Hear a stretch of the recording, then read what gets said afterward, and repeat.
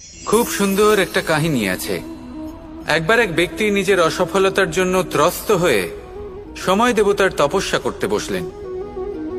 উনি তপস্যা করলেন এবং সময় দেবতা প্রসন্ন হলেন, মানুষের রূপ ধারণ করে ওনার সামনে প্রকট হলেন।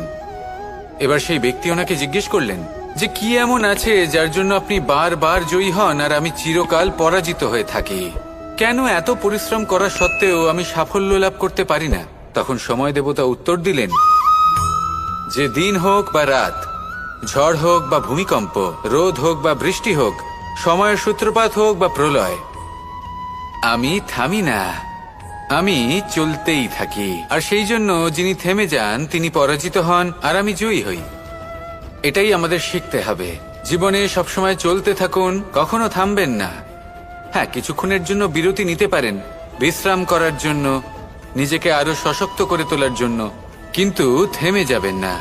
নিরন্তর কর্ম করতে থাকুন, পরিশ্রম করতে থাকুন, তবেই এই সংসার আপনাকে মনে রাখবে। আসুন আমার সাথে ভালোবেসে বলুন রাধা রাধা। আমাদের সকলের জীবনে একটা লক্ষ্য থাকে যেটা আমরা লাভ করতে চাই। ঠিক যেন একটা প্রতিস্পর্ধা বিদ্যমান যে কে সব থেকে আগে নিজের লক্ষ্যে পৌঁছতে পারবে।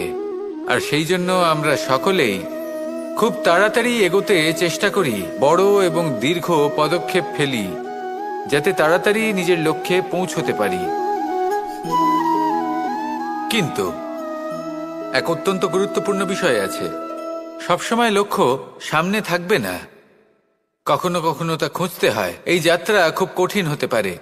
আর ঠিক এই কারণেই সবসময় দ্রুত গতিতে চলা বা তাড়াতাড়ি পথে চলা সেটা আবশ্যক নয়।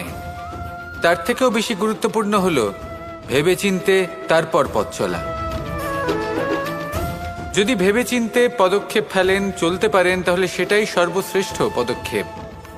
কখন কোন দিকে যেতে হবে, কখন কোথায় দিক পাল্টানো যাবে না, কখন গতি বেশি রাখতে হবে, কখন কম, কখন থামবো, কখন চলবো, এই সব কিছুর বিষয়ে জ্ঞান অত্যন্ত গুরুত্বপূর্ণ এবং ভেবে চিন্তে চলতেই হবে। সেই জন্য শুধু তীব্র গতিতে সামনে এগোলে চলবে না, ভাবনা চিন্তা করে এগোতে হবে। আসুন আমার সাথে ভালোবেসে বলুন রাধা রাধা। এই সংসারের সব থেকে বড় সত্যি হলো জন্ম এবং মৃত্যু, কিন্তু আরো বড় একটা সত্য আছে, মিত্র এবং শত্রু, যা আমাদের সকলের জীবনে থাকে। মিত্র সে যে আমাদের সঙ্গ দেয় এবং সংসারের সব থেকে উঁচু শিখরে আমাদের নিয়ে যায়, এবং শত্রু সে যে যে কোনো মুহূর্তে যে কোনো শিখর থেকে আমাদের নিচে ফেলে দিতে পারে। এবার বিচিত্র ব্যাপার হলো এটাই যে আমরা নিজেরাই এদের সাথে নিয়ে চলি, নিজেরাই এদের পালন করি। তা কি করে? প্রথমে বুঝুন এই মিত্র এবং শত্রু কারা। আপনার নিজের মন, আর কেউ নয়। এই মনই হলো মিত্র। যখন তাতে ভারসাম্য বজায় থাকে, তা নিয়ন্ত্রিত থাকে, তা পবিত্র হয়। কিন্তু যদি এই মন অনিয়ন্ত্রিত হয়ে পড়ে, যদি আপনাকে সে নিয়ন্ত্রণ করতে শুরু করে, তখন সেই আপনার সব থেকে বড় শত্রু হয়। সেই জন্য এই মনের ওপর নিয়ন্ত্রণ রাখতে শিখুন, এতে ভারসাম্য বজায় রাখতে শিখুন। তাহলে আপনি এমন এক বন্ধুকে পাবেন যে আপনাকে এই সংসারের শিখরে পৌঁছে দেবে। আসুন আমার সাথে ভালোবেসে বলুন রাধা রাধা। আমাদের জীবনে গুরুজনেরা, জ্ঞানী মানুষজন সবসময় একটা কথা বলেন, ধৈর্য ধরো। শুধুমাত্র দুটো শব্দ, কিন্তু কতটা বিশাল সেটা বোঝার চেষ্টা করুন। ছোট একটা অস্ত্র হাতে নিন এবং একটা বিশাল পর্বতে নিরন্তর প্রহার করতে থাকুন, ধৈর্য ধরে সেই কাজ করতে থাকুন। এমন একদিন আসবে এই বিশাল পর্বতে আপনি একটা পথ তৈরি করবেন। কোনো ধনুর্ধর যখন নিজের বিদ্যা অর্জন করেন, তখন তাকেও ধৈর্য ধরতে হয়, তার নিজেকে সময় দিতে হয়, তবেই সে ধনুর্বিদ্যা শিখতে পারে। সেইভাবে আমাদের জীবনেও ধৈর্য ধরার খুব প্রয়োজন। পরিবারে ধৈর্য রাখতে পারলে তাহলে আস্তে আস্তে দেখবেন প্রেম বৃদ্ধি পাচ্ছে। সমাজে যদি ধৈর্য রাখতে পারেন, তাহলে আস্তে আস্তে এই সমাজ আপনাকে সম্মান করবে। যদি নিজের জীবনে ধৈর্য রাখতে পারেন, তাহলে নিজে থেকেই আত্মবিশ্বাস বাড়বে, নিজের বিকাশ হবে। জীবনে সবই সম্ভব যদি ধৈর্য রাখতে পারেন। হয়তো আস্তে আস্তে হবে, কিন্তু হবে অবশ্যই। শুধু ধৈর্য রাখুন। কারণ ধৈর্যই সব থেকে বড় পুঁজি। আসুন আর আমার সাথে ভালোবেসে বলুন, রাধা রাধা। অনেক সময় আমরা জীবনে অনেক মানুষকে এমন বলতে শুনে থাকি যে আমি অসফল হয়েছি কারণ আমার সময় ভালো যাচ্ছিল না। আমি এই জিনিসটা লাভ করতে চাইছিলাম কিন্তু করতে পারলাম না কারণ আমার সময়টা ভালো যাচ্ছিল না। আমি আমার জীবনে ওই মহান কাজটা করতে চাইছিলাম কিন্তু করতে পারলাম না। কেন? কারণ আমার সময়টা ভালো যাচ্ছিল না। কিন্তু যে মুহূর্তে ভালো সময় আমার জীবনে আসবে আমি সব কিছু প্রাপ্ত করব। এমন প্রায় প্রত্যেকেই বলেন। আসুন একটা কথা বোঝা যাক। একজন মালিকে দেখুন, সে প্রত্যেক দিন গাছের সেবা করে, তাকে জল দেয়, তার যত্ন আত্তি করে। কেন? প্রত্যেক দিন সেই গাছ ফল দেয় না। সঠিক সময় এলে তবেই সেই গাছ ফল দেয়, কিন্তু প্রত্যেক দিন মালি তার সেবা করে, তাকে যত্ন করে। শুধুমাত্র তখন করে না যখন সেই গাছ ফল দিতে সক্ষম। আর যদি মালি গাছের যত্ন প্রতিদিন না করে তাহলে হয়তো সেই গাছ ফল দিতেই পারবে না। এটাই হলো আমাদের জন্য একটা শিক্ষা। যখন সময় আমাদের জন্য অপেক্ষা করে না তখন আপনি সময়ের জন্য কেন অপেক্ষা করছেন? ভালো সময়ের জন্য অপেক্ষা করবেন না। ভালো এবং শুভ কর্ম দ্বারা ভালো সময়কে নিজের কাছে টেনে আনুন। নিরন্তর কর্ম করুন, পরিশ্রম করতে থাকুন। শুভ সময় আপনা থেকেই আপনার কাছে আসবে। আসুন আমার সাথে ভালোবেসে বলুন, রাধা রাধা। আমাদের জীবনে যখনই আমরা কোনো বড় দায়িত্বের সম্মুখীন হই তখন আমরা তার থেকে দূরে পালাই আর এই অজুহাত দিই যে না না, এত বেশি ভার বহন করার যোগ্যতা আমার নেই, আমি করতেই পারবো না। দেখুন, এই সংসারে ভিন্ন ভিন্ন ধরনের গাছ আছে, ছোট গাছ, বড় গাছ, কিন্তু বটগাছের মতো বড় এবং নিবিড় গাছ আর একটাও নেই। সে নিঃস্বার্থভাবে এই সংসারকে সেবা করে যায়, ছায়া প্রদান করে, শীতলতা প্রদান করে। আর যখন এমন সময় আসে যখন তার ওপর বোঝা অত্যন্ত বেড়ে যায়, সে কিন্তু কোনোভাবেই ভেঙে পড়ে না। তখন সে নিজের নিঃস্বার্থ কর্মের ফল লাভ করে, সেই নিঃস্বার্থ কর্ম যা সে করেছে। তার দেহ থেকে ছোট ছোট ঝুড়ি বার হয় এবং তা কাণ্ডের আকার ধারণ করে। সেই কাণ্ড মাটির কাছে পৌঁছয় এবং তারপর তা বটগাছের সহায়ক হয়ে ওঠে। সে ভেঙে পড়ে যায় না। এইভাবে আপনিও জীবনে নিঃস্বার্থভাবে সবার সেবা করুন, ভালোবাসুন, সবাইকে সাহায্য করুন। যেদিন আপনার ওপর বোঝা অত্যন্ত বেড়ে যাবে সেদিন এই সব মানুষ আপনাকে সাহায্য করার জন্য আসবেন, আপনার শক্তি হয়ে উঠবেন। আর আপনি বটগাছের মতোই মহান এবং বিশাল হয়ে উঠবেন। আসুন আর আমার সাথে ভালোবেসে বলুন, রাধা রাধা। এই সংসারের সব থেকে বড় রোগ কোনটা? কেউ বলবে মানসিক রোগ, কেউ বলবে সেই রোগ যা সর্পদংশনের ফলে হয়ে থাকে। এই সংসারে ভিন্ন ভিন্ন ধরনের রোগ আছে এবং তার সাথে ভিন্ন ভিন্ন ধরনের যন্ত্রণাও রয়েছে। এমন একটা রোগ আছে যা চোখে দেখা যায় না, যা আপনার শরীরে কোনো দাগ রেখে যায় না, কিন্তু আপনার আত্মাকে পর্যন্ত ক্ষত বিক্ষত করে, অসুস্থ করে তোলে, বিনাশ করে দেয় আপনাকে এবং তার সাথে আপনার আত্মাকেও। এই অসুখের নাম হলো লালসা। লালসা, যে কর্ম সাধন করেছেন তার থেকে বেশি ফল লাভ করার আশা। লালসা, যা আজ আছে তার থেকে অনেক বেশি লাভ করার ইচ্ছে। এই ইচ্ছে এই সংসারে সবার থেকে এগিয়ে থাকার আপনাকে প্রেরণা যোগাবে, কিন্তু তার জন্য আপনাকে অপরাধযোগ্য কাজ করতে উৎসাহিত করবে। আপনার বন্ধু, আপনার আত্মীয়, আপনার পরিবার, এই সবার থেকে আপনি কখন দূরে চলে যাবেন আপনি বুঝতেই পারবেন না। উচিত অনুচিত কোনটা, ধর্ম অধর্ম কোনটা, সব ভুলে যাবেন আপনি। সেই জন্য মনে রাখবেন, নিজের জীবনে যদি আপনি লালসার থেকে নিজেকে দূরে রাখতে পারেন তাহলে এর অর্থ হলো যে আপনি এই সংসারের সব থেকে বড় অসুখের ওপর বিজয় লাভ করেছেন। আসুন আমার সাথে ভালোবেসে বলুন, রাধা রাধা। মানুষ তার জীবনে দুই ধরনের পরিস্থিতিকে খুব ভয় পায়। এক, কোনো কারণবশত কারোর সামনে নত হওয়া। দুই, কোনো কারণে নিজের চরিত্র থেকে, নিজের মূল্যবোধ থেকে বিচ্যুত হওয়া। এবার কেন হয় এরকম যে কথায় কথায় কারোর সামনে নত হতে হয়? কেন বারংবার নিজের চরিত্র থেকে চ্যুত হতে হয়? এরকম কেন হয়? এটা তখনই হয় যখন আমাদের শিক্ষা এবং মূল্যবোধের অভাব থাকে। যদি মানুষের মধ্যে প্রকৃত শিক্ষা থাকে তাহলে এই সংসারে কোনো সময় এবং কারোর সামনেই নত হওয়ার কোনো প্রয়োজন নেই। যদি মানুষের মধ্যে মূল্যবোধ থাকে তাহলে তাকে নিজের মূল্যবোধ বা চরিত্র থেকে বিচ্যুত হতে হয় না, তা সে যাই হয়ে যাক না কেন। কোনো বালককে যদি জন্ম থেকেই সুশিক্ষার অধিকারী করা হয়, শিক্ষিত করা হয়, মূল্যবোধের অধিকারী করা হয়, তবে সে এই সংসারে এমন কর্ম করবে যাতে সে নিজেকে, নিজের পরিবারকে, সমগ্র সমাজকে গর্বিত করতে পারে। শিক্ষা লাভ করুন, মূল্যবোধ লাভ করুন এবং আমার সাথে ভালোবেসে বলুন, রাধা রাধা। একটা শব্দ আছে, পরিস্থিতি। অনেক মানুষের মুখে আমরা এই শব্দ শুনি।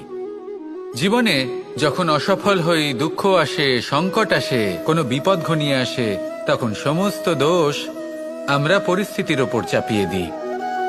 আর দেখতে গেলে কোথাও না কোথাও ঠিকই করি।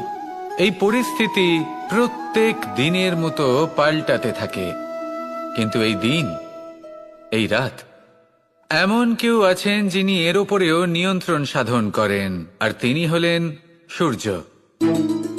ঠিক সেই রকমই আমাদের জীবনেও সূর্য হলো এই মন। যদি এই মনের উপর আমরা নিয়ন্ত্রণ করতে পারি তাহলে আমরা জীবনকেও নিয়ন্ত্রণ করতে পারবো। প্রথমে এই মনের রাজা হয়ে উঠতে হবে। তাই মনে রাখবেন, যদি মন দুর্বল হয় তাহলে পরিস্থিতি আমাদের সমস্যা বলে মনে হবে। এই মন যদি স্থির হয়, পরিস্থিতি প্রতিস্পর্ধা বলে মনে হবে। আর এই মন যদি শক্তিশালী হয়ে ওঠে তাহলে যে কোনো পরিস্থিতি আপনার কাছে একটা সুযোগ মাত্র, এমন এক সুযোগ যাতে অগ্রসর হয়ে আপনি মহান হয়ে উঠতে পারেন। এই মনের শক্তির বৃদ্ধি ঘটান, মহান হয়ে উঠুন, আর আমার সাথে ভালোবেসে বলুন, রাধা রাধা। এই সংসারে অনেক অনেক এমন জ্ঞানী আছেন যারা নিজের সমস্ত জীবন জ্ঞান অর্জন করতে অতিবাহিত করেছেন। এই সংসারে এমন কোনো বেদ নেই, কোনো পুরাণ নেই, কোনো শাস্ত্র নেই, কোনো ভাষা নেই যা ওনারা জানেন না। এমন কোনো বিষয় নেই যা নিয়ে ওনারা কোনো বক্তব্য রাখতে পারবেন না। কিন্তু আমরা এই সকল জ্ঞানীকে কি ভালোবাসতে পারি? এনাদের সকলকে সম্মান করতে পারি না। কারণটা কি? দেখুন, বেদ পড়া একটি আলাদা বিষয়, বেদনা বুঝতে পারা অন্য ব্যাপার। এবং বেদনা বোঝার জন্য, সেই জ্ঞান লাভ করার জন্য আপনাকে মন থেকে করুণা এবং প্রেমের সঠিক অর্থ বুঝতে হবে। সামনের ব্যক্তির বেদনা বুঝতে হবে, তার যন্ত্রণাকে বুঝতে হবে। তারপর যে জ্ঞান আপনি অর্জন করেছেন বেদ থেকে, পুরাণ থেকে, শাস্ত্র থেকে, তা প্রয়োগ করে তার বেদনার নিবারণ করা, সেটা বেশি গুরুত্বপূর্ণ। সেই জন্য জীবনে শুধুমাত্র শাস্ত্র এবং বেদ পড়ে জ্ঞান অর্জন করতে সময় নষ্ট করবেন না। মন থেকে প্রেমের কি অর্থ সেই বিষয়ে জ্ঞান লাভ করার চেষ্টা করুন, করুণাও বুঝতে চেষ্টা করুন। একজন শ্রেষ্ঠ ব্যক্তি হয়ে উঠুন আর আমার সাথে ভালোবেসে বলুন, রাধা রাধা। আমাদের জীবনে অনেক ধরনের ব্যক্তি এসে থাকেন। কেউ কেউ আমাদের সাথে থেকে যান, কেউ আমাদের থেকে দূরে চলে যান। কেউ ভালো মানুষ হন, কেউ খারাপ মানুষ। কিন্তু আমরা সবসময় সেই সময়টাকে নিয়ে দুঃখ প্রকাশ করি যখন আমাদের জীবনে কোনো খারাপ ব্যক্তি প্রবেশ করেন। তারা আমাদের খারাপ অনুভূতি দেন, দুঃখ দেন, কষ্ট দেন। আমরা সবাই তাকে ভালো মন্দ কথা বলি। কিন্তু কেন? এমন বিভিন্ন ধরনের মানুষ, খারাপ মানুষ, ভালো মানুষ, সবার জীবনেই আসেন এবং সকলকেই একটা অমূল্য শিক্ষা দান করে যান। এবার আপনি নিজেই ভেবে দেখুন, জীবনে যখন প্রথমবার আপনি আগুন স্পর্শ করেছিলেন, তখন আপনি একটা শিক্ষা লাভ করেছিলেন যে আমাকে আগুনের থেকে একটু দূরে থাকতে হবে। তারপর আস্তে আস্তে আপনি শিখলেন যে কিভাবে এই আগুনকে নিয়ন্ত্রণে রাখতে হবে। তারপর আপনি শিখলেন যে কিভাবে নিজের জীবনে তাকে প্রয়োগ করতে হবে, তা সে অন্ধকারে প্রকাশ লাভ করার জন্য হোক বা খাবার বানানোর জন্য। সেইভাবেই কোনো খারাপ ব্যক্তি যখন আপনার জীবনে আসে, কোনো শিক্ষা দিয়ে যান, তার প্রতি কৃতজ্ঞ থাকুন। তার বিষয় খারাপ ভাবার বা খারাপ অনুভূতি নিয়ে থাকার কোনো প্রয়োজন নেই। সেই শিক্ষা লাভ করুন, ইতিবাচক মনোভাব নিয়ে জীবনের সামনে এগোতে থাকুন। কেউ নেই যিনি আপনাকে বাধা দিতে পারেন।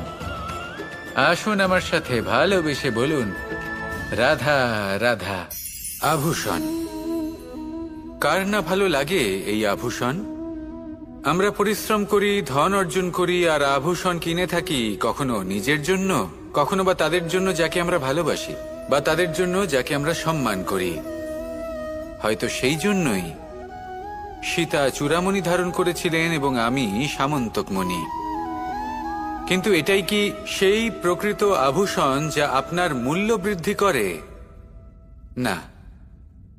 শ্রীরামের আভূষণ হল ওনার নম্র ভদ্র ব্যবহার। মাতা সীতার আভূষণ হল ওনার সততা, ওনার নিষ্ঠা, ওনার ত্যাগ। অর্জুনের আভূষণ ছিল ওনার একাগ্রতা। রাধার আভূষণ ওনার প্রেম। এই আভূষণ কোথাও নেই, আপনার মনে আছে।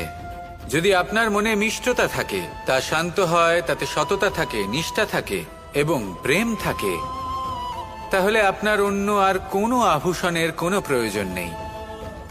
আপনি যতই ভিড়ের মাঝে থাকুন, আপনার ঔজ্জ্বল্য চোখে পড়বে। আসুন আর আমার সাথে ভালোবেসে বলুন, রাধা রাধা। পায়েস হলো আমার বিশেষ প্রিয়। এর মধুর স্বাদ মনকে প্রফুল্ল করে তোলে। ছোটবেলায় মা আমার জন্য পায়েস বানাতেন এবং আমাকে বলতেন যে গরম থাকতে থাকতে খেয়ে নে কানাই, ঠান্ডা হয়ে গেলে ভালো লাগবে না। কিন্তু আমিও দুষ্টু ছিলাম, ঠান্ডা হওয়া পর্যন্ত অপেক্ষা করতাম, আর ঠান্ডা হয়ে যাওয়ার পরে মার কাছে যেতাম আর ওনাকে বলতাম যে মা, পায়েস তো ঠান্ডা হয়ে গেছে, এটা গরম করে দিন। তখন মা হাসতেন আর বলতেন যে পায়েস না হয় আমি আবার গরম করে দেব কানাই, কিন্তু এর মধুর স্বাদ, সেই মিষ্টত্ব, সেই সুবাস, সেটা আবার ফিরে আসবে না। কথাটা সত্যি। আর এই সত্যটাই আমাদেরও জীবনের সত্য। আমাদের জীবনের মধুর সম্পর্কগুলি, এতে যখন কটুভাব প্রবেশ করে, তখন সেই মিষ্টত্ব ফিরিয়ে আনা প্রায় অসম্ভব ব্যাপার হয়ে যায়। আপনি চেষ্টা করে সেই সম্পর্ক ঠিক করতেই পারবেন, তার জন্য অগাধ পরিশ্রম করতে হবে, কিন্তু আবার সেই মিষ্টত্ব কখনো ফিরে আসবে না।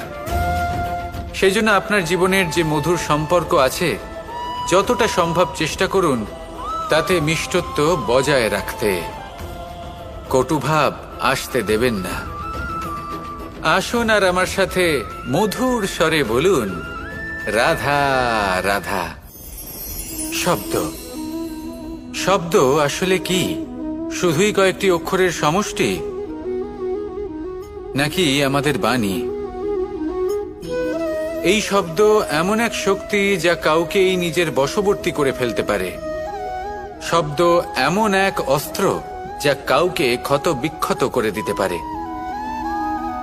এই শব্দ হলো একটি নাদ স্বরূপ, যা কোনো ঘুমন্ত ব্যক্তিকেও জাগিয়ে তুলতে পারে এবং নিজের লক্ষ্যের দিকে অগ্রসর করতে পারে।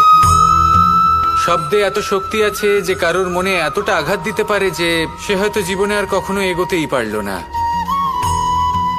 তাহলে এই শব্দের প্রয়োগ খুব ভেবেচিন্তে করবেন। এবং এই শব্দের মতোই হলো নীরবতা। অনেক সময় এই নীরবতা আমাদের সহায়ক হয়ে ওঠে। অনেক সময় এটা আমাদের অনুশোচনাকে অনেক বেশি বাড়িয়ে তুলতে পারে।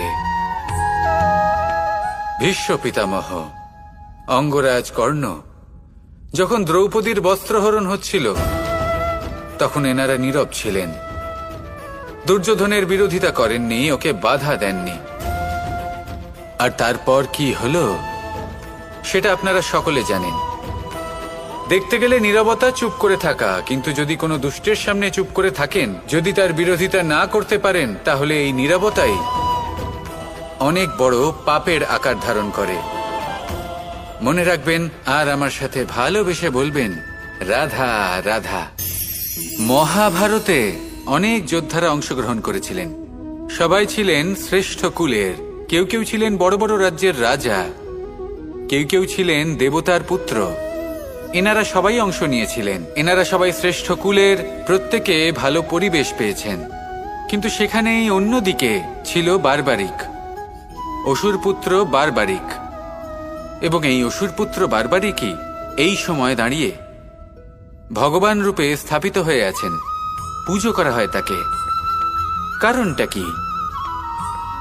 নির্বাচন। বারবারিক একটি দ্বন্দ্বের মধ্যে ছিলেন। ঠিক যেমন প্রত্যেক যোদ্ধার জীবনে দ্বন্দ্ব এসে থাকে, তখন সে কি নির্বাচন করবে সেটা হলো অত্যন্ত গুরুত্বপূর্ণ। বারবারিকের কাছে এত শক্তি ছিল যে একটি মাত্র বাণ প্রয়োগ করে সবাইকে নাশ করতে পারত। দ্বন্দ্ব ছিল একটাই, যে ও নির্বাচন করতেই পারছিল না কোন পক্ষ হয়ে যুদ্ধ করবে। ওর নির্বাচন ছিল এটাই যে ও কোনো পক্ষের হয়েই যুদ্ধ করবে না, বরং নিজের মস্তক সে দান করবে। আর এই কর্মের কারণে, এই নির্বাচনের কারণে আজকের সময়ে দাঁড়িয়ে ওকে ঘাটুশ্যাম রূপে পুজো করা হয়। মনে রাখবেন, শুধু আপনার ব্যক্তিত্ব গুরুত্বপূর্ণ নয়, আপনি কোথা থেকে আসছেন, কোন কুলে আপনার জন্ম, শুধুমাত্র সেটা গুরুত্বপূর্ণ নয়।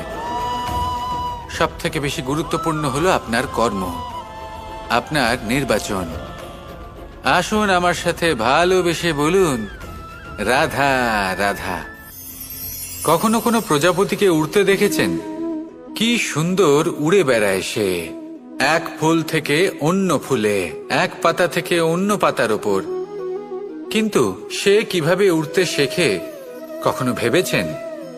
জন্ম থেকেই কিন্তু প্রজাপতির ডানা থাকে না। ও কিন্তু ছোট্ট একটা ডিমের আকারে জন্ম লাভ করে। তারপর সেই ডিমটি ভেঙে একটি কীট বাইরে আসে। আস্তে আস্তে সে বড় হয়, ওর শক্তি বৃদ্ধি পায়। তারপর সে সেই কীট দশা ত্যাগ করে নিজের ডানাগুলি মেলে। এই প্রক্রিয়া তার কাছে সরল নয়, অত্যন্ত যন্ত্রণাদায়ক প্রক্রিয়া, কিন্তু সে সেই যন্ত্রণা মেনে নেয়। আর তারপর আস্তে আস্তে সে উড়তে শেখে। শুধুমাত্র আকাশে উড়ে বেড়ায় তা নয়, আমাদের মনের মাঝে উড়ে বেড়ায়। এবার এই ডিম থেকে প্রজাপতি হয়ে ওঠার যে যাত্রা, এটা যতটা কঠিন, ততটাই কঠিন হয় এই সংসারে শ্রেষ্ঠ কর্ম করা, ততটাই কঠিন হয় এই সংসারে মহান হয়ে ওঠা। সেই জন্য প্রয়োজনীয় প্রচেষ্টা এবং সময়। নিরন্তর প্রচেষ্টা করতে থাকুন, পর্যাপ্ত সময় নিন, এবং আপনি নিজেকে এই আকাশে উড়ন্ত অবস্থায় পাবেন। আসুন আমার সাথে ভালোবেসে বলুন, রাধা রাধা। ঈশ্বর আসলে কে? সংসারের বেশিরভাগ মানুষের কাছে ঈশ্বর হলেন এই সংসারের রচয়িতা, পালনকর্তা। কারোর কাছে উনি জ্ঞাতা, কারোর কাছে উনি হলেন আস্থার প্রতীক, আবার কারোর জন্য শুধুমাত্র অন্ধ বিশ্বাস। কিন্তু এই ঈশ্বর কি কোনো শরীর, নাকি একটা বোধ, নাকি শুধুই শ্রদ্ধা? ঈশ্বর হলেন তিনি যিনি হলেন আপনার ইষ্ট। সেই জন্যই তো গুরু, মাতা, পিতা এনাদেরও ঈশ্বরই বলা হয়েছে। যাদেরকে আমরা ঈশ্বর বলে মনে করি, যারা আমাদের ইষ্ট, তাঁরা আমাদের একটি পথ দেখান, একটি দিকে চালিত করেন। সেই পথে চলে আপনি শুভ কর্ম করতে পারেন। আর যখন কোনো ব্যক্তি তার ঈশ্বরের আদেশ পালন করেন, তখন সে নিজে থেকেই শুভ পথে অগ্রসর হয়ে যান। বেশ কয়েকজন মানুষ ঈশ্বরের ওপর আস্থা রাখেন এবং ভাবেন যে অনুচিত কোনো কাজ করা উচিত নয়, ঈশ্বর দেখছেন। ওনারা ভয় পান যে কোনো অনুচিত কর্ম করলে কে জানে তার পরিণাম কি হবে। এমন অনেক ব্যক্তি রয়েছেন যারা ঈশ্বরকে বিশ্বাস করেন এবং জানেন যে ঈশ্বর তাদেরকে দেখছেন। তাই যে যে শুভ কর্ম ওনারা করেছেন তার ফল তারা অবশ্যই পাবেন। এবার আপনি ভয় পেয়ে ঈশ্বরকে বিশ্বাস করবেন নাকি বিশ্বাসের দ্বারা ঈশ্বরকে বিশ্বাস করবেন, সেই সিদ্ধান্ত আপনারই। কিন্তু হ্যাঁ, যদি আপনার মনে ঈশ্বরের জন্য কোনো স্থান থাকে, যদি আপনার কোনো ইষ্ট থাকেন, যদি আপনি কাউকে ঈশ্বর মনে করেন, যার প্রত্যেক আদেশ আপনি পালন করে থাকেন, তাহলে বলি ঈশ্বর কখনো আপনাকে অনুচিত পথে চালিত করবেন না। আসুন আমার সাথে ভালোবেসে বলুন, রাধা রাধা। এই সংসারে ভিন্ন ভিন্ন ধরনের গাছ আছে, অসংখ্য ধরনের প্রজাতি আছে। কিছু গাছ পাতা দিয়ে থাকে, কিছু ফুল, কিছু ফল। কেউ ছায়া প্রদান করে, কেউ শীতলতা প্রদান করে, কেউ নিজেকে খুব কষ্ট দিয়ে এই সংসারের বিকাশে সহায়ক হয়ে ওঠে। কিন্তু এই সবার মধ্যে একটা বিষয় কিন্তু সমান, এরা প্রত্যেকেই পাতা ছাড়া, ফুল ছাড়া, ফল ছাড়া জীবিত থাকতেই পারে, কিন্তু কোনো বৃক্ষই শিকড় ছাড়া বেঁচে থাকতেই পারে না। এটাই হলো রাধার। ঠিক সেইভাবেই আমাদের জীবনে শক্তি হোক, ধন হোক বা সাফল্য হোক, আমাদের বা আমাদের পরিবারের প্রসন্নতাই হোক, এই সব কিছুর আধার হলো, সবকিছুর মূল হলো পরিশ্রম। তাই জীবনে চিরকাল পরিশ্রম করতে থাকুন। যদি আপনি জীবনে মহান হবার পথে অগ্রসর হতে চান, তাহলে পরিশ্রম করুন। এই পরিশ্রম দ্বারাই নিজের পরিবারকে প্রসন্ন করুন, নিজের বন্ধুদের প্রসন্ন করুন, এই সমাজকে গর্বিত করুন। আসুন আমার সাথে ভালোবেসে বলুন, রাধা রাধা।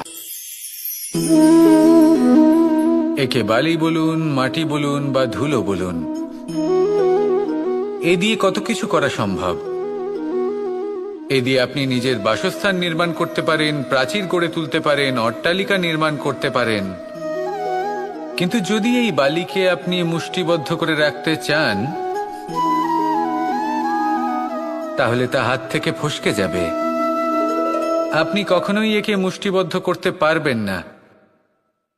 এরকমই হয় আমাদের জীবন, আর এরকমই হয় সময়। এই মুষ্টিবদ্ধ করা বালির মতো। সময়কে আমরা বাধা দিতে পারবো না, আটকেও রাখতে পারবো না। এ হলো প্রবাহমান। জন্ম থেকে মৃত্যু পর্যন্ত এই যে সময়, তা খুবই সীমিত। আর এই সময় আমরা যেটাই করি তার দ্বারাই আমাদের মূল্য নির্ধারিত হয়। আর এই সংসার থেকে চলে যাওয়ার পরেও এই সংসার এই সব কর্মের জন্যই আমাদের মনে রাখে। তাই যদি আপনি এটা ভাবেন যে আজ যে কর্ম করার ছিল আমি না হয় কাল করে নেব, কাল আমার লক্ষ্যে পৌঁছানোর কথা ছিল আমি পরশু পৌঁছবো, না, এই সময় খুব মূল্যবান, একে নষ্ট করবেন না। এই সময়কে সদ্ব্যবহার করুন, মহান হবার পথে অগ্রসর হন। একে যদি মুষ্টিবদ্ধ করে রাখার চেষ্টা করেন, এই সময় থেমে থাকবে না।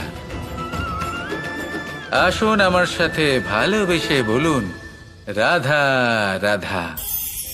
এই সাগর কত বিশাল আকার, কখনো শান্ত কখনো উত্তাল,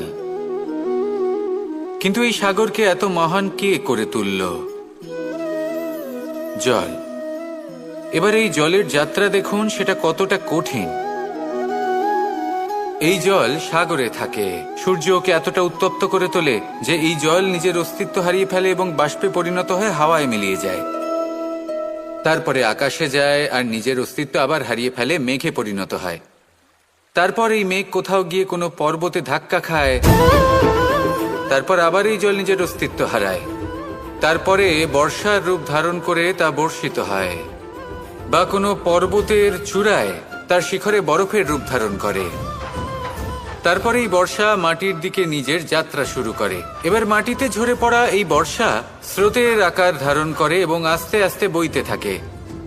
এই নদীর আকার ধারণ করে এবং নদী রূপে বইতে বইতে পাথরে ধাক্কা খায় বা কোনো পর্বতে ধাক্কা খায়, আর তারপর এই নদী এসে সাগরে সমাহিত হয়ে যায়।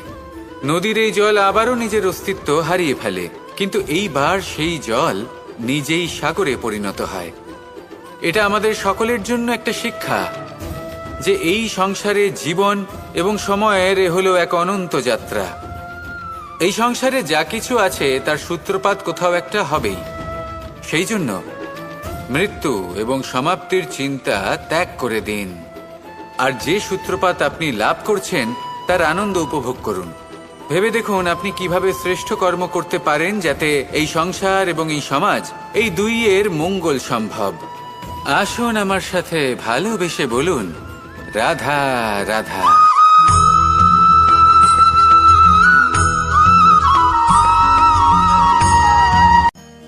আজ আমি আপনাকে এমন এক গল্প শোনাবো যা আমার নন্দ বাবা আমাকে শুনিয়েছিলেন যখন আমি ছোট ছিলাম। কাহিনী একজন সাধু আর একজন বিছের। একবার এক সাধু নদীর পাড়ে স্নান করছিলেন। উনি দেখলেন যে জলের প্রবাহে একটা বিছে ভেসে যাচ্ছে। তার প্রাণ বাঁচানোর জন্য উনি তাকে তুলে নদীর পাড়ে রাখার চেষ্টা করলেন, কিন্তু যেই সেই বিছেকে উনি হাতে তুললেন, সেই বিছে ওনাকে কামড়ে দিল। সাধু আবার চেষ্টা করলেন, সেই বিছেকে হাতে নেওয়াতে সে আবার তাকে কামড়ে দিল। আরো একবার চেষ্টা করাতে ওনার শিষ্য ওনাকে জিজ্ঞেস করল, এ আপনি কি করছেন গুরুদেব? এসব কি হচ্ছে? আপনি তারই প্রাণ বাঁচানোর চেষ্টা করছেন যে আপনাকে কামড়ে দিচ্ছে। গুরুদেব উত্তর দিলেন, যে ও বিছে হয়েই নিজের কর্ম করছে, নিজের প্রবৃত্তি, নিজের ব্যবহার বদলাচ্ছে না, তাহলে আমি সাধু হয়ে তা কেন বদলাবো? এর তাৎপর্য হলো সরল, যে সংসারে কিছু মানুষ আছেন যারা হয়তো খারাপ, দুষ্ট প্রকৃতির, আর হয়তো তারা কখনোই বদলাবেন না, কখনোই কোনো পরিবর্তন আসবে না। কিন্তু তার মানে এই নয় যে আমরা আমাদের কর্ম করা ছেড়ে দিই, আমরা আমাদের প্রচেষ্টা ছেড়ে দেব। আগে না, আমাদের তো করতেই হবে, কারণ ইতিহাস সাক্ষী আছে যে এই চেষ্টা এই সংসারের ধারাকেও বদলে দিতে পারে। তাহলে আপনিও আসুন আর আমার সাথে ভালোবেসে বলুন, রাধা রাধা।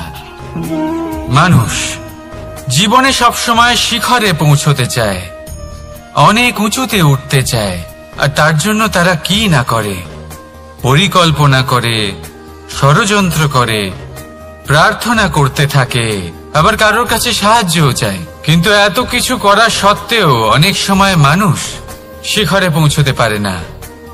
যদি পৌঁছেও যায় তাও খুব তাড়াতাড়ি নিচে নেমে আসে। এর কারণ কি? একটা উদাহরণ দিয়ে বোঝানো যাক।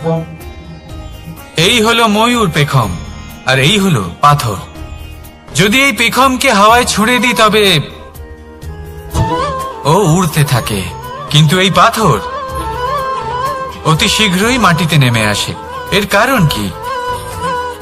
ভার। এই পাথর হলো ভারী, আর এই শিক্ষাই আমাদের গ্রহণ করতে হবে। ঠিক এইভাবেই যদি আমাদের মন দ্বন্দ্ব আর অহংকার দ্বারা পরিপূর্ণ হয়ে থাকে, তাহলে তা কখনোই শিখরে পৌঁছবে না। পৌঁছে গেলেও খুব শীঘ্রই মাটিতে নেমে আসবে। তাই এই মনকে হালকা করতে শিখুন, অহংকারকে, এই হিংসাকে ত্যাগ করুন। তারপর উঁচুতে উড়ে তো দেখুন কত উঁচুতে উড়তে পারবেন আপনি। আসুন আমার সাথে ভালোবেসে বলুন, রাধা রাধা। মানুষ এক অত্যন্ত বিচিত্র প্রাণী। পরিকল্পনা করে, ষড়যন্ত্র করে, প্রচেষ্টা করে, কাউকে পরাজিত করার চেষ্টাও করে। সাপকে একটা দড়ি মনে করে হাতে চেপে ধরার চেষ্টা করে, কিন্তু একটা কথা বুঝতেই পারে না, সময়ের এই সাপ, এটা হাতে চেপে ধরাই যায় না। আর আপনি যা করবেন তা আবার ফিরে আসবে আপনারই সামনে। দেখুন, এতে কিছুই যায় আসে না যে আপনি কুম্ভকারের পুত্র নাকি কৃষ্ণের পুত্র। যদি আপনি অনুচিত কর্ম করেন তাহলে আপনার সাথেও অনুচিতই হবে। অশুভ কর্ম করলে আপনার সাথেও অশুভই হবে। কুরু বংশ অত্যন্ত মহান বংশ ছিল। এই কুরু বংশ কি হলো তার সাথে? একটা গোটা বংশ বয়ে গেল, কারণ ওনাদের উদ্দেশ্য অশুভ ছিল। অন্যদিকে 5 জন বনবাসী পাণ্ডব মহাভারত বিজয়ী হলেন, কারণ তাদের উদ্দেশ্য শুভ ছিল। তাই মনে রাখবেন, শুভ অগ্নি প্রজ্বলিত করবেন, শুভ তাপ সঞ্চার হবে। অশুভ অগ্নি প্রজ্বলিত করবেন, নরকেই জ্বলতে হবে। তাহলে আসুন আর আমার সাথে ভালোবেসে বলুন, রাধা রাধা। মানুষ জীবনে সবসময় সুখ পেতে চান, কিন্তু এই সুখ এটা আসলে কি? এই সুখের আসল রূপ কি? আমি বলি, সুখের আসলে দুটি রূপ হয়, বাহ্যিক সুখ, আত্মিক সুখ। আর এটা ঠিক তেমনই হয় যেরকম আমাদের শরীরের সাথে জড়িত ছায়া আর আমাদের শরীরের মধ্যে বসবাসকারী আত্মার। যদি ছায়ার কথা ভেবে দেখেন তাহলে বুঝতে পারবেন, আমাদের শোবার সময় ভোরবেলা এই ছায়া অনেক বড় হয়ে যায়। যখন এই সূর্য মাথার উপরে চলে আসে, তার তাপ বেড়ে যায়, তখন এই ছায়া ছোট হয়ে যায়। আর যেই অন্ধকার নেমে আসে, এই ছায়া আপনার সঙ্গ ত্যাগ করে। এরকমই হয় বাহ্যিক সুখ। আর এবার কথা বলি আমাদের শরীরের মধ্যে বসবাসকারী এই আত্মা। এই আত্মা কখনো আমাদের সঙ্গ ত্যাগ করে না, সব সময় আমাদের সাথে জড়িয়ে থাকে। এরকমই হয় আত্মিক সুখ, যা সব সময় আমাদের সাথে থাকে। আত্মিক সুখ কারোর সেবা করে, আত্মিক সুখ কাউকে সাহায্য করে, আত্মিক সুখ প্রেম বোধের, যা কখনো আমাদের সঙ্গ ত্যাগ করে না। সেখানে বাহ্যিক সুখ, যতক্ষণ আপনি সম্পন্ন কিছু মানুষ এবং সুবিধার সাথে আছে, এই বাহ্যিক সুখ আপনার সাথে থাকবে। সম্পন্নতা চলে গেলে, মানুষজন চলে গেলে, সুখ সুবিধা চলে গেলে, বাহ্যিক সুখও চলে যায়। তাহলে এই আত্মিক সুখ খুঁজে নিন এবং সেই সুখের সাথেই বলুন, রাধা রাধা। আপনি কখনো কোনো সাধারণ পাখি দেখেছেন? যেমন বাবুই। সে কি করে? সে কোনো গাছের ডালে নিজের বাসা বানায়। এবার সেইখানে বাসা বানানো সহজ ব্যাপার, কারণ সামগ্রী আশেপাশেই পাওয়া যায়। কিন্তু সমস্যা হলো আক্রমণ। কোনো সাপ বা অন্য কোনো পশু ওর বাসাতে ওর সন্তানদের উপর না আক্রমণ করে বসে, এই ভয়ে তার সব সময় থাকে। আর এটা সব থেকে কঠিন ব্যাপার এদের জন্য, নিজের বাসায় নিজের সন্তানদের সুরক্ষা। আর বাজ পাখি, যদি আমরা বাজের কথা বলি তাহলে তারা কি করে? বাজ পাখি কোনো উঁচু পাহাড়ের শিখরে, কোনো পাথরের খাঁজে নিজের বাসা তৈরি করে। এবার ওখানে বাসা বানানো একেবারেই সহজ ব্যাপার নয়, কারণ সামগ্রী আশেপাশে পাওয়া যায় না, দূর থেকে নিয়ে আসতে হয়। কিন্তু সেইখানে আক্রমণের ভয়ও কখনোই থাকে না। এইভাবে উচিত রূপে ও নিজের বাসা রক্ষা করতে পারে, নিজের সন্তানদের রক্ষা করতে পারে। এর সারমর্ম হলো এটাই, যদি সমস্যা বড় হয় তাহলে সমাধানও উচ্চমানের হওয়া উচিত। একটা বাজ পাখির মতো ভাবা আরম্ভ করে দিন, জীবনে যে কোনো সমস্যা ছোট মনে হবে। রাধা রাধা। জীবনে এমন কিছু কাজ রয়েছে যা আপনাকে একাই করতে হয়, আর এমন কিছু কাজ রয়েছে যা আপনাকে একসাথে মিলে করতে হয়, একজোট হয়ে, সঙ্গবদ্ধ হয়ে। এবার সঙ্গবদ্ধ বলতে কি বোঝাতে চাইছি? আমি তাদের কথা বলছি না যারা বাস্তবিকভাবে একে অপরের সাথে কাজ করেন। আমি তাদের কথা বলছি যারা একে অপরের থেকে দূরে থেকেও একে অপরকে বিশ্বাস করেন। আমি আগেও বলেছিলাম, সমস্ত বিশ্বের আশা বিশ্বাসেই বসবাস করে, তাই না? তাই যেখানে সমস্ত বিশ্ব আছে, সমস্ত সংসার আছে, সেইখানেই বিশ্বাস রয়েছে। তাই আপনার আশেপাশে এমন দল সঙ্গবদ্ধ করুন যাদের আপনার উপর বিশ্বাস আছে আর যাদেরকে আপনি বিশ্বাস করতে পারেন। তাহলে আসুন আর আমার সাথে ভালোবেসে বলুন, রাধা রাধা। আমরা যে মানুষকে চাই, যাকে আমরা ভালোবাসি, তাকে একটা উপহার অবশ্যই দিতে চাই। এমন এক উপহার যা ওনার ভালো লাগবে, যা শ্রেষ্ঠ হবে, অতি প্রিয় হবে, বহুমূল্য হবে, বা বলতে পারেন মূল্যবান হবে। তাই আমরা কি করি? আমরা বাজারে যাই, তার জন্য স্বর্ণ, আভূষণ, হিরে, মুক্ত এইসব নিয়ে আসি। কিন্তু এটাই কি সর্বশ্রেষ্ঠ উপহার? কখনোই না। সর্বশ্রেষ্ঠ উপহার হলো স্বাধীনতা, তাকে নিজের মনের মতো বাঁচার স্বাধীনতা। যদি আপনি কাউকে স্বাধীনতা না দিতে পারেন তাহলে সে কোথাও না কোথাও বন্দী হয়ে যায়, তার বিকাশ কোথাও না কোথাও আটকে যায়। কিন্তু যদি আপনি কাউকে স্বাধীনতা দিতে পারেন তাহলে আপনি দেখবেন ও সমস্ত সংসারকে, এই জীবনকে নিজের দৃষ্টিভঙ্গি দিয়ে দেখবে, বুঝবে যে কোনটা হলো উচিত আর কোনটা হলো অনুচিত, আর এটাই হলো সর্বশ্রেষ্ঠ। আর এবার যদি কাউকে স্বাধীনতার মাধ্যমে এত বড় একটা শক্তি দিতে পারেন তাহলে আপনি আমাকে বলুন এর থেকে বড় উপহার আর কি হতে পারে? আসুন আর আমার সাথে ভালোবেসে বলুন রাধা রাধা। কর্ম, ধর্ম আর কর্তব্য, এই তিনটি একে অপরের সাথে জড়িত। আর অনেক সময় এই তিনটি পালন করতে করতে আমাদের সেই ব্যক্তির সামনে গিয়ে দাঁড়াতে হয়, তার বিরুদ্ধেই যেতে হয় যাকে আমরা সব থেকে বেশি ভালোবাসি। কিন্তু সেইখানে এই যুদ্ধ কোনো ব্যক্তিগত যুদ্ধ থাকে না, এ হলো কর্ম, ধর্ম আর কর্তব্যের যুদ্ধ। এটা সরল নয়, অত্যন্ত কঠিন হয় তার সম্মুখীন হওয়া যাকে আমরা সব থেকে বেশি সম্মান করি। কিন্তু আমাদের তো আমাদের ধর্মের পথে চলতেই হবে, কারণ আমরা কর্মবদ্ধ, কর্তব্যবদ্ধ, আর এটাই করা উচিত। শুধু এটুকু মনে রাখবেন, যদি আপনার উদ্দেশ্য শুভ হয়, আপনার ভাবনা শুভ হয়, আপনি যদি কর্ম, ধর্ম আর কর্তব্যের পথে অগ্রসর হন, তাহলে এই প্রক্রিয়াতে যদি আপনাকে আপনার আরাধ্যেরও সামনে দাঁড়াতে হয় তাহলেও আপনার কোনো ক্ষতি হবে না। তাহলে আসুন আর আমার সাথে ভালোবেসে বলুন রাধা রাধা। প্রেম এই সংসারে এসেছিল এই সংসারকে প্রেমের শিক্ষা দেওয়ার জন্য, এই জীবনের সুখের অনুভূতি আসলে কি তা শেখানোর জন্য।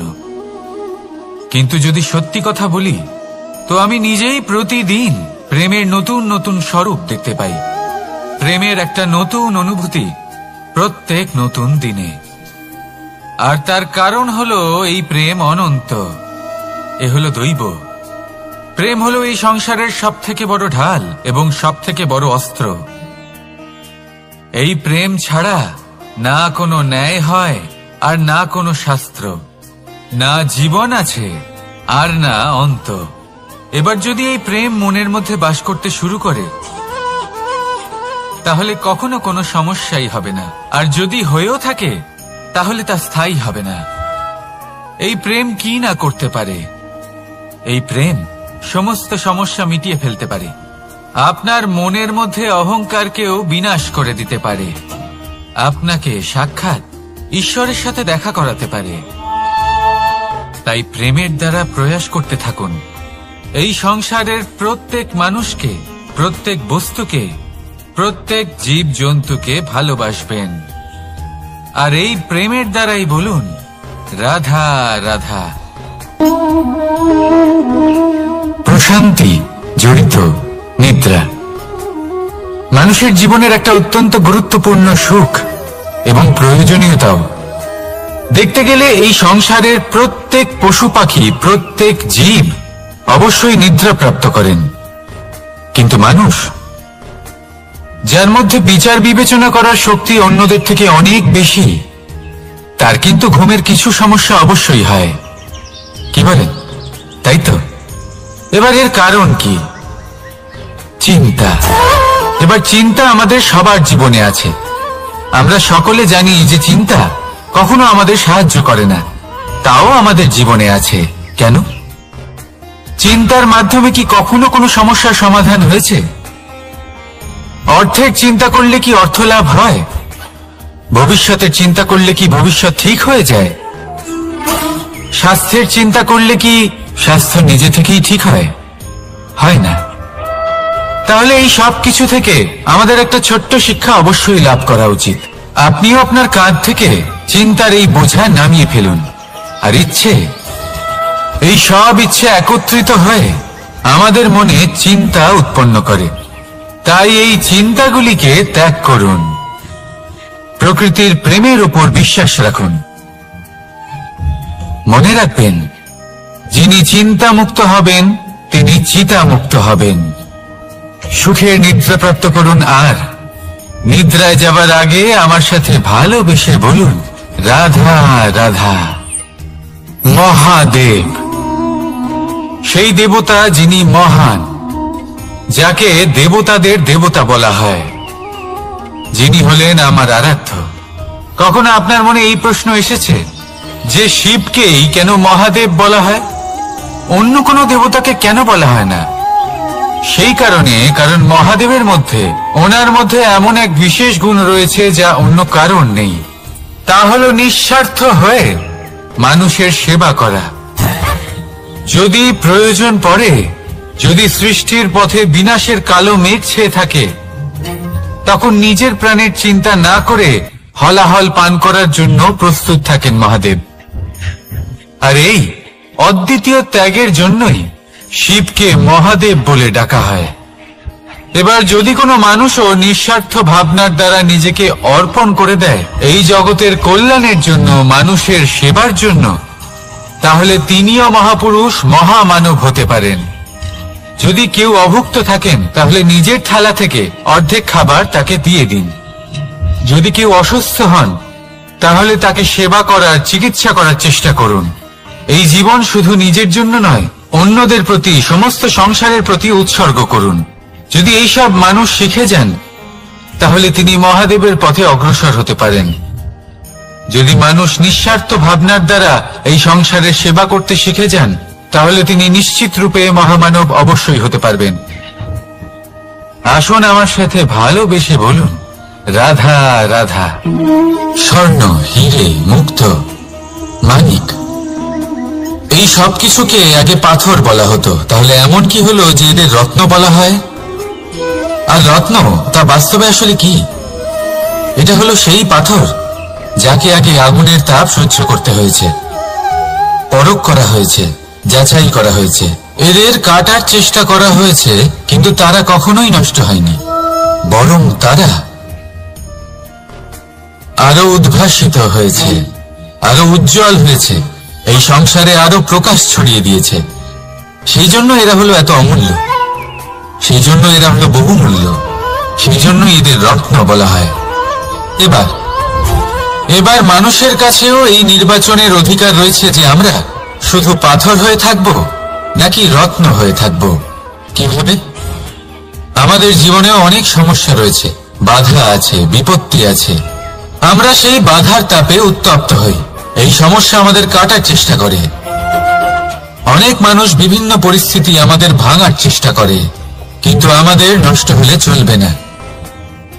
যেভাবে এই রত্ন সমস্যার সম্মুখীন হয়ে পাথর থেকে রত্ন হয়েছে, সেইভাবেই আমাদেরও আমাদের সমস্যার সম্মুখীন হয়ে রত্ন হয়ে উঠতে হবে, এই সংসারে প্রকাশের স্রোত হয়ে উঠতে হবে।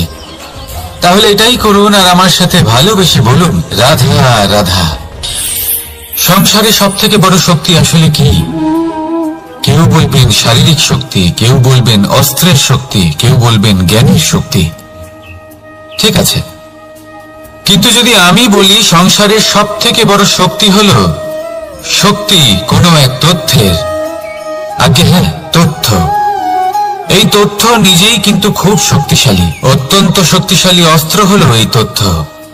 আর সত্যি বলতে অনুচিত তথ্যের থেকে অনেক বেশি ঘাতক হলো অসম্পূর্ণ তথ্য।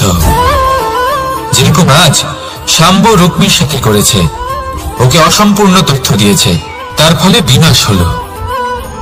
যদি এইভাবেই আপনার কাছেও কোনো অসম্পূর্ণ তথ্য আসে, আর যদি আপনি তা পরখ না করে দেখেন, যাচাই না করে দেখেন, আর নিজের কর্ম করেন, তাহলে উত্থানের বদলে আপনি পতনের সম্মুখীন হবেন, বিকাশের বদলে আপনার বিনাশ হয়ে যাবে। মনে রাখবেন একটা অত্যন্ত গুরুত্বপূর্ণ কথা, সঠিক তথ্য পাওয়া সঠিক তথ্য দেওয়ার থেকে অনেক বেশি গুরুত্বপূর্ণ। আশা করি এই কথা আপনি বুঝেছেন। জীবনে যখনই কোনো তথ্য আপনি পাবেন, সেই বিষয়ে ভেবে দেখুন, পরখ করে দেখুন, যাচাই করুন, তারপর নিজের কর্ম করুন। আর আমার সাথে ভালোবেসে বলুন, রাধা রাধা। ধর্ম এবং প্রেম, এই দুই হলো একই মুদ্রার দুই পিঠ। যদি এদের মধ্যে কোনোটা নষ্ট হয়ে যায় তাহলে দ্বিতীয়টাও থাকে না। কখনো ভেবেছেন এমন কেন হয়? তার জন্য আগে আপনাকে বুঝতে হবে যে ধর্ম আসলে কি।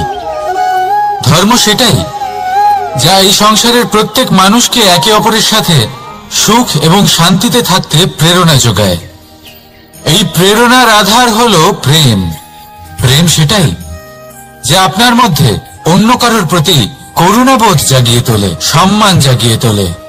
এবার যদি প্রেম চলে যায় তাহলে সবার আগে বিনাশ হবে সম্মান আর করুণাবোধের। এবার যেখানে না প্রেম রয়েছে, না সম্মান রয়েছে, না করুণা রয়েছে, সেখানে ধর্ম কিভাবে বাস করবে? অশুভ ইচ্ছে জাগ্রত হয়ে ওঠে, ক্রোধ জাগ্রত হয়ে ওঠে, অহংকার জাগ্রত হয়ে ওঠে, আর তারপর আরম্ভ হয় অধর্মের। তাই যা যা ভাবনা আপনার অন্তরে প্রবেশ করছে করতে দিন, কিন্তু যাই হোক না কেন এই প্রেমকে নিজের থেকে দূরে যেতে দেবেন না। এই প্রেমকে চিরকাল নিজের কাছে রাখুন, নিজের হৃদয়। আর এই প্রেম ভাব নিয়ে বলুন, রাধা রাধা। মানুষের জীবনে উন্নতি লাভ করার জন্য 3টি স্তম্ভের প্রয়োজন হয়। প্রথম স্তম্ভ শিক্ষা। এই শিক্ষা আমাদের জ্ঞান প্রদান করে। দ্বিতীয় স্তম্ভ ব্যবসা, যার দ্বারা আমরা ধন উপার্জন করি। তৃতীয় স্তম্ভ হলো আমাদের ঈশ্বর, আমাদের ইষ্ট। এনার সাথে যদি আমরা জুড়ে থাকতে পারি তাহলে এমন একটা মানসিক বল আপনি লাভ করবেন যেটা এই সংসারে আর কোথাও পাওয়া সম্ভব নয়। কিন্তু মানুষ অনেক সময় জীবনে এই 3টি স্তম্ভ লাভ করা সত্ত্বেও সামনে অগ্রসর হতে পারেন না। তখনও জীবনে কঠিন পরিস্থিতি আসতেই থাকে। এমনটা ঠিক কেন হয়? কারণ সে জীবনে এই 3টি স্তম্ভ লাভ করে নেয়, জীবনে প্রয়োগও করে, কিন্তু তার ভিতের কথা সে ভুলেই যায়। যেমন প্রথম স্তম্ভ অর্থাৎ শিক্ষা। এই শিক্ষার আধার হলো শুভ চেতনা। যদি অন্তরে শুভ চেতনা না থাকে তাহলে এই শিক্ষার কোনো গুরুত্ব থাকে না। দ্বিতীয় স্তম্ভ ব্যবসা। পরিশ্রম করে উপার্জন করতে হবে, এই কথাটা আমরা সবাই জানি এবং সবাই চেষ্টাও করি। কিন্তু ব্যবসা করতে করতে আমরা এটা ভুলে যাই আমাদের ব্যবহার কেমন হয়ে পড়েছে। এই ব্যবহার যদি শুভ হয় তাহলে আমাদের উপার্জন আস্তে আস্তে একটা স্থির জায়গায় এসে পৌঁছবে। এবং তৃতীয় স্তম্ভ আমাদের ভগবান। যদি ওনার শরণে আপনি যেতে চান তাহলে তার পূর্বে নিজের মা বাবাকে সেবা করুন, তাদের যত্ন করুন, তাদেরকে ভালোবাসুন, কারণ ওনারাই হলেন এই সংসারে আপনার সবথেকে বড় ইষ্ট। তাহলে 3 স্তম্ভের সাথে সাথে তাদের আধারকেও নিজের জীবনে প্রাধান্য দিন। কোনো সমস্যা আসবে না, জীবনে একের পর এক উন্নতি করবেন এবং এই মন প্রসন্ন হয়ে বলবে রাধা রাধা। সুখ, দুঃখ এবং শক্তি, এই 3 হলো এই সংসারের ত্রিদেবের মতো। আমাদের জীবনে যা কিছু ঘটছে এই 3টির ভিত্তির উপরেই হচ্ছে। আসলে এই সংসারের একটা নিয়ম আছে, যখনই আপনি কিছু লাভ করেন এই সংসার আপনার পরীক্ষা নেয়। এটা জানার জন্য আপনার পরীক্ষা নেয় যে আপনি যা কিছুই লাভ করেছেন আপনি কি আদৌ সেটার যোগ্য কিনা। ঠিক সেইভাবেই এই সুখ, দুঃখ এবং শক্তি আপনার পরীক্ষা নিয়ে থাকে। যখন সুখ আসে তখন সে আপনার পরীক্ষা নেয় যে আপনার মধ্যে অহংবোধ জাগ্রত হয়নি তো। যদি অহংবোধ চলে আসে তাহলে সুখ সেখানেই সঙ্গ ত্যাগ করে। দুঃখ আপনার ধৈর্যের পরীক্ষা নিতে থাকে, আর যদি আপনার মধ্যে ধৈর্য না থাকে তাহলে এটা আপনাকে আরো বেশি দুঃখের গভীর অন্ধকারে ঠেলে দেবে। সেখানে শক্তি পরীক্ষা নেয় আপনার বিনম্রতার। যদি আপনি বিনম্র না হন তাহলে হয় এই শক্তি আপনার সঙ্গ ত্যাগ করবে, নয় এই শক্তি বিনম্রতার অভাবে আপনার পতনের কারণ হতে পারে। এই সংসারে যে কোনো ব্যক্তি যিনি এই পরীক্ষায় উত্তীর্ণ হয়ে থাকেন এই জীবনে তিনি সাফল্য লাভ করেন। আসুন আমার সাথে ভালোবেসে বলুন রাধা রাধা। ভয়ের সাথে আমরা সবাই পরিচিত, কষ্ট আমরা সবাই পেয়েছি। কখনো কখনো আমরা অসুস্থ হয়ে পড়ি, আর এমন সময় হলে মাতার মমতা, কখনো বাবার স্নেহ, কখনো বন্ধুদের পাশে থাকার অনুভূতি আমাদের রোগ নিরাময়ে সাহায্য করে। কখনো যদি আমরা নিরাশ হয়ে পড়ি, তখন যদি আমাদের কোনো আপনজন আমাদের দুটো ভালো কথা বলে, তখন আমাদের মনোবল বেড়ে যায়। ঠিক তেমন সংসারের এই রঙ্গমঞ্চে যদি আপনি পীড়িত অনুভব করেন, কিছু শুভ কথা আলোচনা করুন, কিছু স্তুতি গান করুন, কিছু মুহূর্তের জন্য হলেও নিজের ইষ্টদেবের কথা স্মরণ করুন আর প্রার্থনা করুন। সাহস বাড়বে, শক্তিও বৃদ্ধি পাবে এবং সামনে এগিয়ে চলার পথও দেখতে পাবেন। তখন এই মন প্রসন্ন হয়ে বলবে, রাধা রাধা। এই সংসারে কখনো কোনো ব্যক্তিকে তার বাইরের পোশাক দেখে বিচার করার চেষ্টা করবেন না, এটা খুব বড় ভুল করবেন।